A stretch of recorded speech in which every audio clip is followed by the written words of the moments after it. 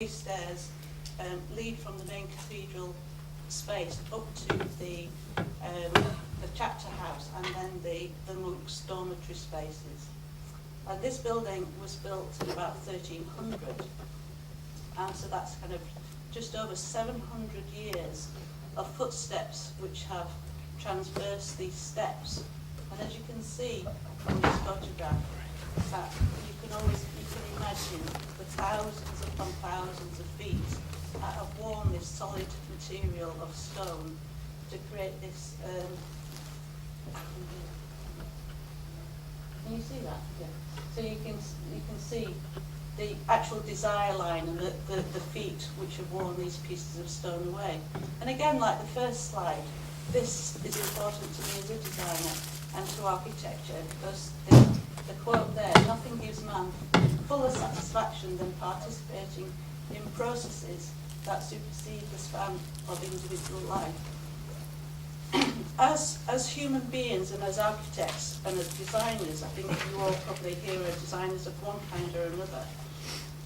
We're not acting for a particular time, for this moment in time. We are part of a continuum of space and time.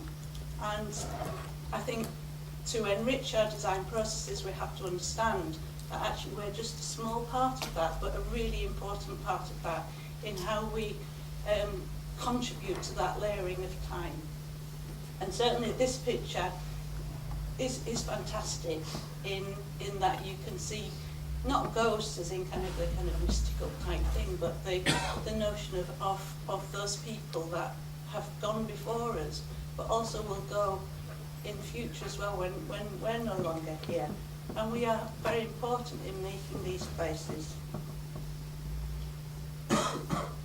I'm not what you would call an artist. I am an architect and I practice as an architect, but I am compelled many times to make art, whether it is, and interestingly, the times that I am compelled to make art is a time thing, because it's usually if I am sitting on a beach or in a woodland space or other places, because that means I have time to do it. And what interests me when I do have time to look at art is to understand the invisible, perhaps, and that goes back to the sense of being human as well. And so that this is an intervention on a beach in one of the Channel Islands in Herm, where this kind of area of sand was surrounded by all elements that one could pick up, but normally one doesn't see in this kind of setting. So in some ways I'm looking at trying to make things visible which are normally invisible, and it's great to see the kind of the colours and textures that might exist all around us, and obviously on this picture we see the use of seaweed and shells, and kind of as they progress from the colour ranges. And what I like about it is obviously about the patterns that I've been able to create in this, but also the idea that these shells, I know because I've kind of read a little bit about it, I've actually travelled from somewhere like Barbados to end up on a beach in the Channel Islands, and so kind of the overlaying of kind of shape and texture and perhaps of smell, because you can imagine that that seaweed is quite smelly sometimes, is the notion of time and travel and movement. Kind of formalising that kind of off the beach by collecting that. You know, I'm fascinated, perhaps obsessional to some extent, about creating the pattern and the colour of these shells. We all see it on beaches. We see that kind of something like this, and this perhaps shows it more. This was a beach in Spain, oh no, sorry, in Italy, I think, where the kind of ever-present texture of the landscape on that beach was what we see around this stone. I didn't place this stone in the beach, that was there already. But around it was the texture and the colours of the beach itself. When the, kind of my collecting instincts came to actually be able to pick out the different colours and make something of it. What that does for me is to make something visible which is invisible mostly. And it might go to looking at the way that vines might grow up a wall and what I can actually do with a piece of vine. And I actually made this ball which is about that diameter out of vine twigs as well. Or encapsulating, these are sweet chestnut leaves which I've threaded through card. And in a way it's a very precise way of looking at things, but for me it draws your attention to the particular, and it's the particular which I find fascinating in both work that I undertake at this level but also as an architect, and certainly influences my work as an architect. I just put this in for fun. This was about an 8-foot high sand sculpture. So I'd like to spend more time on the beach, obviously, but have very little time to do it. But it's an amazing experience to engage in the natural environment in a way that I can do. And I feel quite privileged as an architect, because that's what we do in architecture. We have to engage at some level with the environment to make interventions into place. That's just a little picture. Actually, this was Gary's sitting up there. This was Gary's birthday card. Talking then of how I can translate that into my work as an architect, I believe that notion of understanding time and place isn't just something we do as an intellectual activity, that it's important for us to do it with others and engage people at other levels. And a lot of the work that I do is working with children in schools. I'm very fortunate to be able to do this, and I'm often asked to work with children to look at their school grounds. One of the things which wasn't explained at the beginning was that besides being an architect, I'm a landscape architect as well. I did an additional qualification to become a landscape architect. And that aspect of my work, again, enriches a process which I think is fundamental to design, and certainly designing the environment, which is about combining what we do internally in creating architecture, but then linking out externally into the outside space. And working with children in the outside space, what I aim to do is to give them the tools to see those things which are normally invisible, and allow them to understand a process which hopefully they'll be able to take into their lives to influence their environment at different levels throughout theirs, to have a voice really, and to give them a voice early on. The top picture there is a picture of a trip which we took them on to the Yorkshire Sculpture Park, because in looking at school grounds, when you ask a child what they would like in school grounds, they'd say a slide or a swing or something like that. And what I wanted to challenge in a way is about whether play and learning has to be in those conventional ways. and so we looked at how play and experience can happen in a different way. So this one was obviously looking at one of the sculptures in the sculpture park, and you can see the playing on that very well. The bottom picture,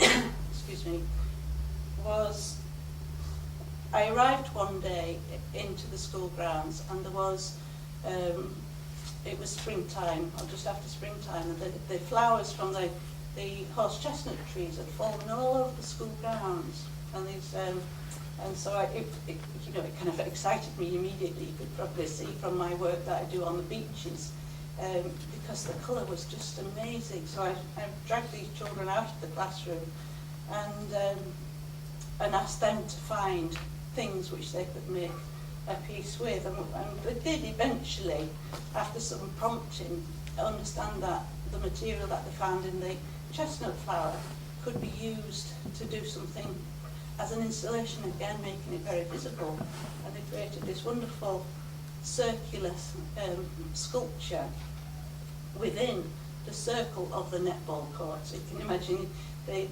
translation of the netball court was quite fantastic at that time. But taking those further in terms of the work that I've done in school, these are some of the models and drawings that the children have achieved by examining actually how play spaces and learning spaces can be different to what they normally experience. Now these projects are quite real projects, they're not just theoretical projects. The problem schools have obviously is funding them. However, and in a way that's probably a separate lecture in itself, but you can see from the delight in the construction of these models how successful some of these spaces would be if they were built. Going on from the trip from the sculpture park, the children were asked to create play and learning structures, and then, which they did through these plasticine models, and then draw them in a context. And I think you can see it, this model that one child did, and you can see he kind of drew it in this context of a landscape, and that was his imagined landscape of his school grounds, and equally this one with here. What I liked about these drawings that the children eventually did, in both these, and I've got lots of them, is that they were able to incorporate not just their ideas, but overlay them. I thought this was tremendous, that this place structure here was put behind another one as other kind of understanding of layered space was very successful. And some of those models went into this master plan for this site. One of the things about doing this work in the schools is that by devising a whole site master plan, schools are able to, rather than piecemeal get pieces of equipment, say this year for example we will do this, so I can't see this area, and next year we will do this area. And it allows them to create a cohesive landscape for the development of the school grounds. This one, I'm just going to run through these quite quickly now because it is the same process. But these next two schools actually show they've actually started the work. These three photographs at the bottom are obviously the children developing a programme of work for their school grounds, and this is a Google image on the top left there, which is actually the scheme built or partly built. And it's great to see, and it's great actually that on the Google Earth to see the vastness of what the children can achieve given the tools for development. As a sideline to that, working with children, some of you probably are very familiar about working with children, it's about capturing an imagination of how you inspire children to think of a landscape as a master plan. And quite often, in all the schools we've worked in, and I've worked in particular, is to develop with them and not impose ideas on them, but to develop a concept idea. What would be the starting point? And interestingly, I won't bore you terribly with this because it's quite complex, but this scheme was developed on a notion of a life cycle of an eagle, where because it's on their school logo, and they found out actually because it's a Christian school, it's one of the Church of England schools, is Newland St John. It was all about evangelizing or whatever, but the eagle represented this notion of adventure and this notion of kind of going to places which perhaps normally be quite frightening to go to. And so this idea of this plan, which you can see perhaps on this Google map, was that they found out that an eagle needed a nest, an eyrie, and the children actually made, I think the next one shows it, this is it, the children actually made models of an eagle's nest, and this is what was built. which is less spiky, but actually we had to do it like that because of health and safety reasons. So it's kind of smoother perhaps than an eagle's nest, or what their perceived was, but you could see actually their involvement with that. And there's things like the blue path that you could see. I don't know if I can go back. Yeah, the blue path that you can see is that actually it's a blue painted concrete path, and it's called a river path because eagles always live near water. So there's all sorts of things here. There's an orchard representing the food source, and this down here is a mound. We know in Hull that the land is pretty flat, and the idea that actually that this is the mound created, and it's about 3 meters high off the flat ground, that the children can run up and look down as though the eagle is soaring above them. And a similar one, a similar process. You can see the joy of the models and actually what was built in that place. Some of you might have seen this before, but this goes on to then how we translate that kind of working into practice. And this was a very simple project of trying to, during Architecture Week in 2006, looking how we could develop a shelter for conversation. We were invited as one of 4 architects to participate in this event where we were asked to create a temporary shelter within the Architecture Centre on Blanket Road in their building and their grounds to create a shelter for conversation. And thinking about memory and thoughts and delays, which I've tried to explain so far in our approach, that the idea of conversation is that it happens between me and you now.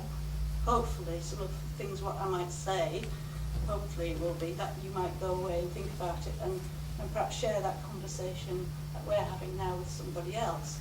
And that's what we devised as an idea of what our conversations was. It's about not just this moment in time, but about many moments in time. It's almost like a cascading effect. And so we used for developing a concept for this idea, the notion of a dandelion head. And all of us have taken great joy in taking a dandelion and blowing it. Perhaps a bit ignorant of the fact that does spread dandelion weeds most other places. However, the idea is that it plants an idea somewhere else. And taking that idea, we worked collaboratively, and I think that's very important in architecture, is that we, and particularly in our practice, is that we bounce ideas off each other, and we constantly work in collaboration with each other to test thoughts and test ideas. But this one we ran with, we thought it was great, the idea of conversations taking place in other places. And from the concept sketch, which actually was done, not quite on the back of a fag packet because none of us smoke, but in a pub on a serviette was this. We talked about it, we did that, and then the models were developed. And so the idea that, if I just move on a bit, that we developed this idea for a temporary structure where the dandelion seeds were the balloons. And the idea behind that is that on each balloon, you can see here, so there's a balloon there with a string which attaches it to this label down here, is that we asked a question. We asked a question because it was Architecture Week. It was obviously an architecture question, but it could have been anything. And so we asked, what's your favourite building or whatever. And the idea was that there was a very complex release system where somebody could ask a question, you could write your answer on it, release the balloon. The balloon went with a question to distant lands where perhaps somebody else continued that conversation with somebody else. But you can see direct from the model that we made, which is the picture on the left, to the actuality of building it on the site for that particular day. the clear progression of thought and design intention. This was during construction, where we're kind of hoisting it up on these poles. And so the shelter, obviously it's not like a bus shelter. If it rained, unfortunately it wasn't raining, although it was very windy that day, so it wasn't great. All the strings got caught up with each other because it was terribly windy. But it was a shelter kind of as an idea rather than an actual shelter, and it was a shelter for conversation, and the conversations was very rich because of the questions asked and how that conversation was proposed to go to other places. This is somebody filling in one of the questions. I think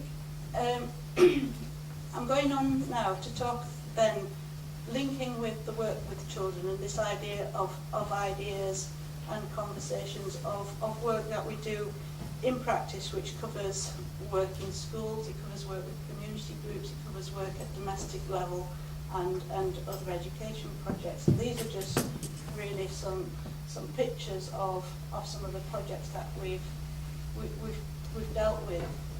Being passionate about landscape architecture as well as architecture, we feel that all architecture starts from the outside. Well, let me rephrase that. In some ways it can start as an interior space and we design from the interior out. It has to be matched by the other aspect of that, which is designing from the outside in and not just at the front door. By doing that, it gives richness to the way that we think about the thresholds between outside and inside spaces. And these schemes here talk about threshold spaces. Some of you who are art-based probably would know the Artlink building on the left, which was one on Princess Avenue. It's just one of the buildings that we redesigned, an existing building. And we introduced this new entrance onto the front of the building. Traditionally, it was an old church hall, and there wasn't an entrance in that position. It was kind of down the side, and we felt quite strongly that the way that the layers between how you get people into a space which they wouldn't normally go into. Some people might find art galleries and institutions like this quite scary, would be to look at breaking down these entrance rituals to some extent and bring entrances onto the street. And I think this is particularly successful with the Artlink building, with the tree, which provides a different kind of canopy. It's a bit like our shelter canopy. It gives enclosure. It doesn't give protection against wind and rain. However, it starts to embrace you as a person entering the building way before you get to the front door and reduces the scale of the street to something more intimate and more humane. And the building on the right is a community classroom that we did with a North Cave School. What you can't probably see on here, but if I cut the outline you might be able to see it, is just this little bit here.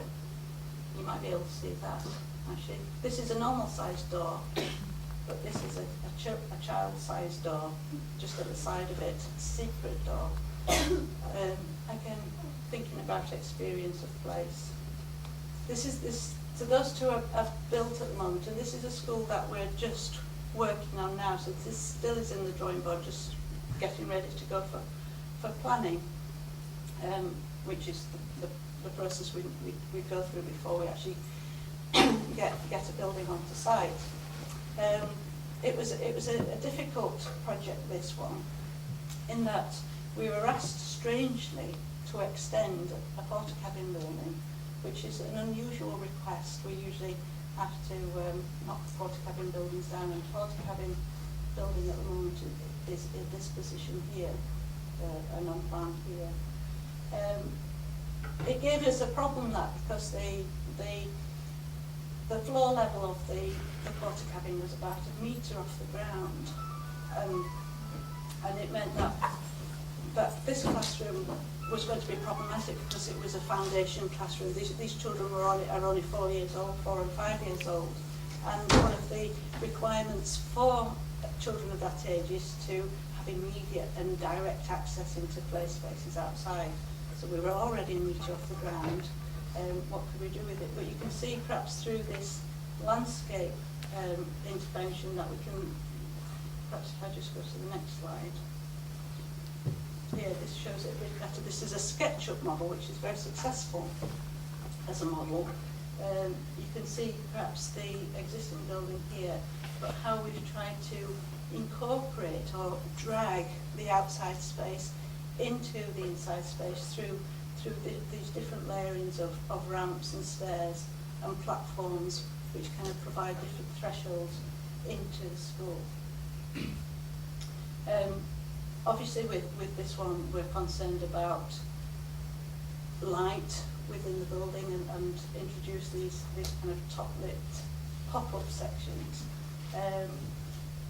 But our preoccupation to some extent was this connection with the playground space, but also how to integrate a poor quality building such as a porta cabin into a new build. And we've looked at introducing a new canopy all the way along to actually as a layer which ties the two buildings together. And I think this shows it in more detail. So we're hoping to be on site with this one in July.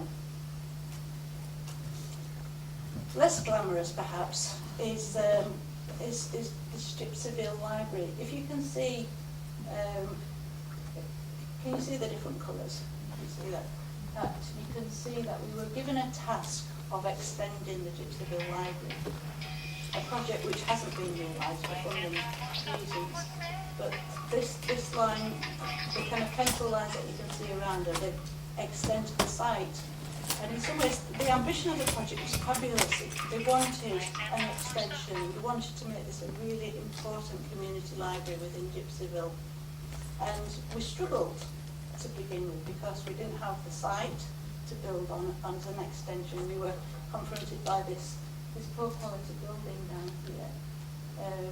And you can see the road, it's very close to the road. How do you extend a building such as this and give it a sense of being part of the community, a very important part of the community?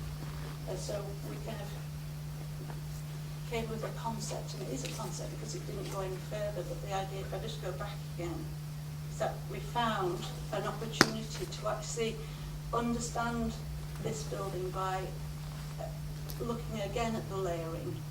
And it does go back to some of the first slides I showed about time and layerings, that you can reveal time and space by putting layers on and letting the layers still be visible. And so we looked at how we could layer this building rather than extend it, and we came up with this idea of the bookends, because we could extend these, and these were kind of folded paper or conceptually folded paper surfaces, which embrace the existing building. That bit of the building is still that bit down here that you can still see, but by kind of creating these bookends, we were able to develop a concept which extended the space physically, but gave a new aspiration to it as well. Many of the projects are built. Many are kind of still on the drawing board, and one of them some of you will be familiar with is the Beverly War Memorial Hall, where we've been working on this project for about 12 years now, and we're still not fed up with it quite, but almost. One of the projects that we looked at for this was actually to knock down this existing building at the bottom that you can see on the right there, and to put a new building in its place. As architects in Beverley, we struggle constantly in being able to convince people of the need to look at contemporary architecture in quite an historic setting. It's something that we're very passionate about, because we think, again, that contemporary architecture is appropriate for the time that we live in, as long as it's done correctly. But in order for us to conceive a building and convince people of that method of working, rather than perhaps devising an architecture which is backward looking and is almost creating something of a previous period, is to enhance it by giving it a very strong reason and very strong concept of why we're doing that work. And this is one of the first concept sketches we came to the planners and to the client and other people of how we could build a new building on the site within this such historic setting. And the historic setting was obviously, if I can see it shown, here's some late Georgian houses here and some Victorian houses on the right there, and some strange 70s flats behind.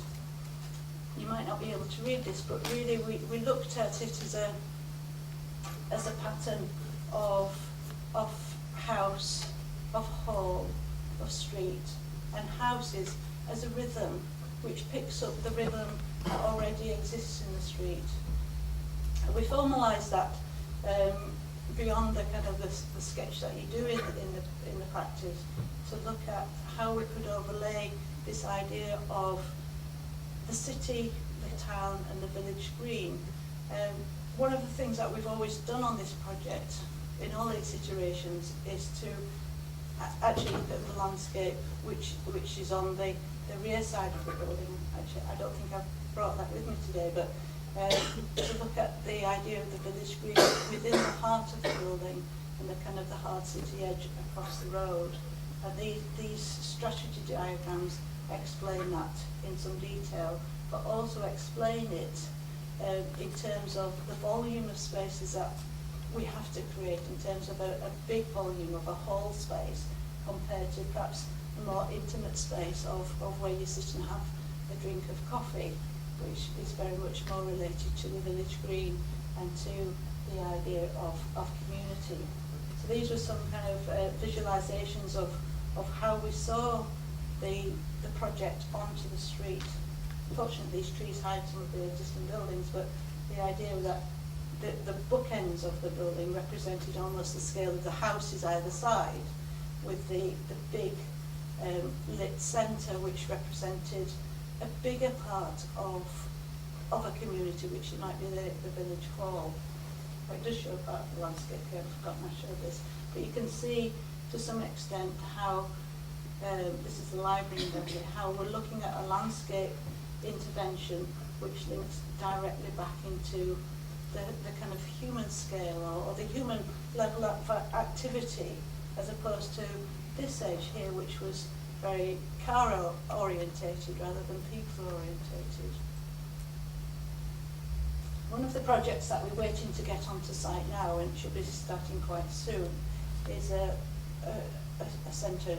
It's no longer, I don't think, called a Graffiti Centre, but it was a starting point for us, which is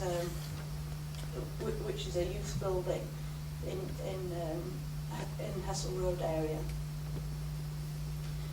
And looking at the kind of the sense of place that I've talked about throughout my lecture so far, is that when we're given a project to do, and like the Memorial Hall, we try and to pick up the spirit of that place. And the only thing of reference on the existing site, which was the old Hessel Road centre, was this piece of graffiti, which in all the dereliction of the site around this space was undamaged. It was an incredible intervention by young people, and I think they were helped by an artist to do this. But you know, the roofs were being broken into on a nightly basis. Every window was broken. You know, there was rubbish everywhere.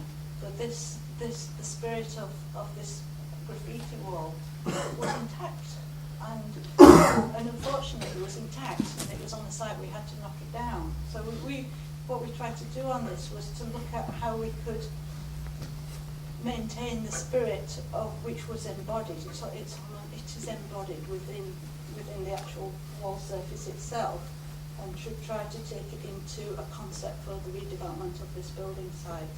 And we looked at all sorts of ways that we could do that. One of the things which kind of inspired us quite a lot was the idea of light graffiti, and these images on the bottom are kind of very ephemeral, very transitory images which are created by lightsabers or whatever it might be, some LEDs, but they only last for a moment and are only kept through photography perhaps.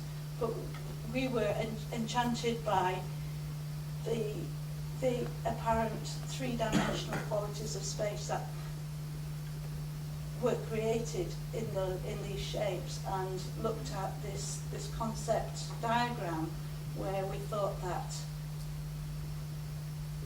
the canopy could be created, the youth space at the beginning, because we were creating a youth shelter at the front of the site, could then transform itself to become a path, which then transformed itself back up to become a roof. And so it was a great starting point, because we immediately had not a design of a building, but certainly an image of how we could start engaging with the people that we were designing for, but also allowed us to think about the process of our design, how we wanted to make the spaces work inside. It's a very complex plan on the left, and it is quite complex because it doesn't distinguish quite between what is inside and what is outside, and what is existing and what isn't. But this image that you can see here, the existing Grade 2 listed building, a church building, is one that we were joining onto. The existing church hall that we were knocking down with the graffiti wall kind of came off perpendicular to that. But this was our site, and the way that we kind of translated that concept of the canopy and the path and the roof, again, brought back the idea of the landscape being fully integrated within the building process. So at the street edge down here, we have a line drawing here, which is the youth shelter, which then kind of folded its way down to create this route, this path. And in doing so, which was a ramp, it's a flood area, so we're actually combining very practical things. This was a flood area, so we had to raise the building up. And so by creating this folded, this folded path, we created a raised area, which was a stage area, and that kind of worked its way, that's where my mouse is going towards there, worked its way through the building to create spaces which were youth spaces, I think actually a computer area, and then translated itself into a roof plane to create a space inside. We had to sell this idea, and this was an image which was created for us from our drawings, which shows an additional layer of what we were trying to do, which was to kind of create this building but then respect the context that we were building within, and celebrating it to a great extent by saying, actually, you come through this experience and then you're confronted by the church building beyond, which we've taken into the youth centre to extend the space. Going on to a much smaller scale, we do, besides big projects, we do a lot of community work as well. And these, hopefully you can see without me going into detail about them, is that passion to create those layers of colour, of light, of texture throughout the work that we do. And exploring them in different ways, whether it's through SketchUp models, whether it's through hand drawings, through CAD two-dimensional drawings, or whatever. And most of you who have to describe work to your clients or to your classmates or your tutors have to find a way which allows you to explain, not just in a very two-dimensional visual way, but in a way which perhaps encompasses much more of the senses of the type of places and materials that you want to explore. And this is how we do it, really. We have to be able to sell our ideas, not literally sell them, but make people really excited about what they're paying for. And we do this in these kinds of ways, whether it is these drawings which show very precisely organised space, or whether it's something which describes in much more detail the tactile qualities of the space. I was hoping this was going to work. It was a bit of a trial, but there's one of the things that we did. Oh, it stopped. Is before this building, this very small extension was built, was to devise this very short movie. I didn't do it actually, because I can't do it, but this movie of our design to actually show the client of that. So another method of explaining an idea. You can see from this actually the model shows a very tight Victorian site where we were interested in making a garden room, literally a garden room, by connecting the inside space with the outside space. And we've done this through completely taking up the site, building all the way across the site, and creating kind of an inner courtyard that you can see here, and obviously the bigger garden beyond, but not creating a kind of a dark, closed space, but allowing the layers to open up and reveal themselves to one another through the series of these folding sliding doors and the light which allows space to reveal itself within the building itself.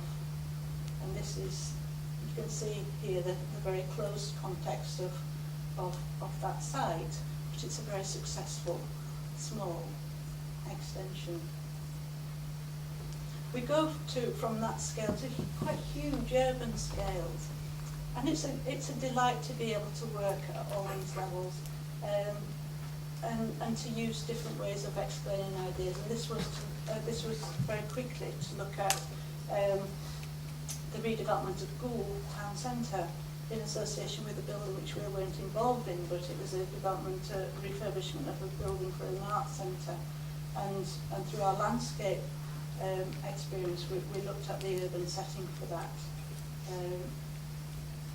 Because we know that unless we have great urban spaces, civitas, people, can't exist properly. And so we're really interested in looking at creating good urban spaces for people to exist in.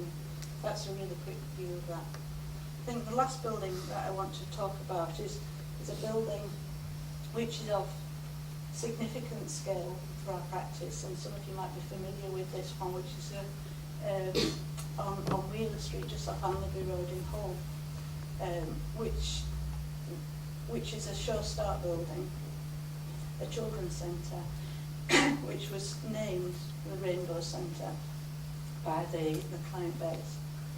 And we got this project, we had to tender for it, and we tendered for it as an idea rather than as a building, because at that stage the site wasn't quite fixed. We knew it was going to be in that area, but we looked at our interpretation of the Children's Centre, a show start building, and obviously those of you who know what show start buildings and children's centres are about, it's about providing a fantastic nurturing facility within areas of, quite a lot of deprivation, lack of education on nutrition, on education on just education matters, certainly on ambition. And so they're not the safest areas to design in terms of the environment that they exist in. However, we saw that as an opportunity to challenge the idea of security and vandalism and the things that exist in these areas. And we looked at how we could create a building notionally without going into the building itself, but to sell an idea to our client.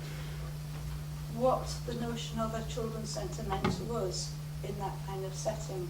And we looked at things which affect us spiritually or kind of physically, which is something like sun access, and the idea that actually even in winter, if you sit with sun on your face, it makes you feel much better than sitting with the wind coming at you off some kind of barren land.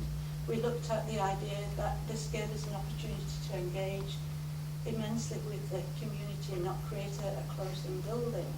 However, at the same time, looking at making it a safe place to be. And the idea that there is like I showed you in the memorial hall, a difference between the idea of the kind of urban edge, the city edge, where the cars are, and perhaps where children are.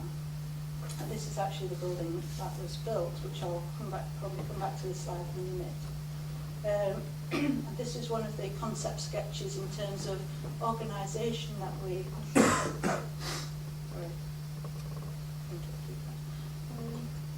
organisational sketches that we devised, and the key idea of this is that children come into the Children's Centre as tiny babies, newborn babies. I don't know why that keeps going up. And perhaps as a mother and perhaps as a kind of a sensitive practice, we kind of thought about holding that baby, and from that baby stage, that children progress very quickly to not wanting to be held because they've learned enough not to be needed to be held anymore, and actually how then that child develops through education, through nurturing, into the wider world. And this was the sketch that we created, which immediately, and it doesn't always do this, but it did for us in this scheme, that we were immediately to translate this as an idea, as a concept, into a building where, without going in through all the kitchens and toilets and that kind of thing, if we look perhaps more at the baby or the children's area, we looked at this kind of idea of a life spiral, which eventually it starts with this kind of womb-like space, perhaps this holding space where the babies would be. And as the children got more confident, more educated, more independent, that those spaces expanded into the site itself. It was an incredibly tight site. Our site boundary actually is described by the line of this drawing. We didn't have any more site, and so we were quite constricted in this notion of these kind of big open spaces. But we managed through looking what we needed to provide in this building to create the spaces that we set out to do in terms of the qualities of light and qualities of texture and qualities of holding and then letting go. And that to some extent was about the entrance space as well. This is the children's area here, but the entrance space onto the street was equally important. We knew this street was going to be a hard street to build on. We knew that there would be vandalism and other things perhaps happening, and we looked at how perhaps we could deal with that without creating such a defensive building that it almost encourages vandalism. And if I just go back up to where I started from, and we conceived this frontage almost as a castle with, not that you can see it terribly well here, but this is almost a castellated brickwork section here with a kind of little arrow slots or portholes, but done in a way which is defensive because it's a hard brick wall, but it isn't like a prison wall. It's much softer than that. And also, the idea of the entrance was to make that a welcoming entrance. We've been in our research for these kind of projects, we've been into many other show start buildings, and we're horrified by the kind of security that one has to go through to kind of get into the inner sanctum space, and we strove not to do that. And we did it by using the castle motif again, to thinking about a portcullis, like the kind of the gates that castles have, but rather than a vertical one, it was actually a horizontal sliding one.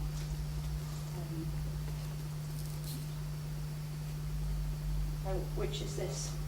This is the portcullis here, which is a gate of galvanised grid metal with inhabited. We think it's inhabited by this family, this community of people, which was kind of cut out shapes of people, which meant that we could roll this gate across. This is actually, before it was quite finished, but without the colours on. But this bottom picture on the left is actually the gate when it's closed, and it creates a secure entrance. But at the same time, it's always inhabited, this building, because of the people that exist on the gate. So when it's open, it's a piece of art. When it's closed, it's secure, but it's also it's always welcoming as well. I think you could perhaps see a bit more about the castle structure of this picture there. When you get inside the site, even though it was so tight, we were able to create these integrated landscape spaces. If you can remember that diagram where we kind of came out of the landscape into this freer space for children to have direct access outside. These are the spaces we were able to create. And this diagram on the bottom down here was, we had to connect to an existing school building on the site, and we did that through a landscape intervention rather than a building. And some of the spaces which carry on that spiral, those holding spaces, which are described by the colours and the light and the textures of the spaces inside. And these are some of the interior spaces as well. Thinking about children sinks, about heights, about adult height, about the layers of textures and colour. I think that's my last slide, almost my last slide. This is one of the balloons that you can just see from the shelter, which went with the message on, which went to distant lands. However, we didn't get anybody replying to those, which we were quite disappointed at.